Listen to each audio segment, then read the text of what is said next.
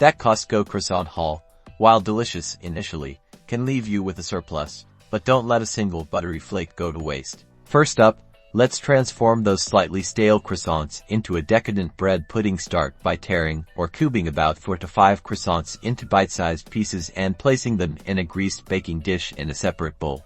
Whisk together 2 cups of milk, 3 large eggs, half a cup of sugar, a teaspoon of vanilla extract, and a pinch of cinnamon for extra richness. You can add a splash of heavy cream. Pour this custard mixture evenly over the croissant pieces, making sure they're well soaked. Press them down gently with a spatula to ensure maximum absorption. Let it sit for about 15-20 minutes to allow the croissants to fully hydrate. You can add your favorite mix-ins now, like chocolate chips, raisins, or fresh berries. Bake in a preheated oven at 350 degrees Fahrenheit 175 degrees Celsius for about 3,545 minutes. Until the pudding is set and the top is beautifully golden brown. Let it cool slightly before serving, perhaps with a dollop of whipped cream or a drizzle of caramel. But what if you're craving something savory?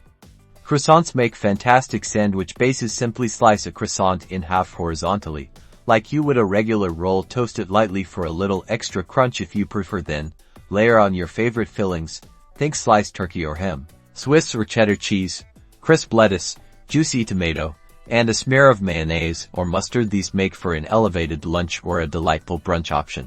And for a truly elegant sweet treat, let's make almond croissants again. Slice your croissants in half. Prepare an almond cream by mixing softened butter, sugar, and almond flour until smooth. You can also add a touch of almond extract for a more intense flavor. Spread this almond cream generously onto the cut surfaces of the croissant. Then, sprinkle with slivered almonds and a little sugar. Bake at 375 degrees Fahrenheit 190 degrees Celsius for about 10-15 minutes, until the tops are golden and toasted. Dust with powdered sugar after cooling for a truly irresistible pastry. From comforting bread pudding to savory sandwiches and sweet almond delights, these are just a few ways to breathe new life into those delicious Costco croissants. Happy recreating!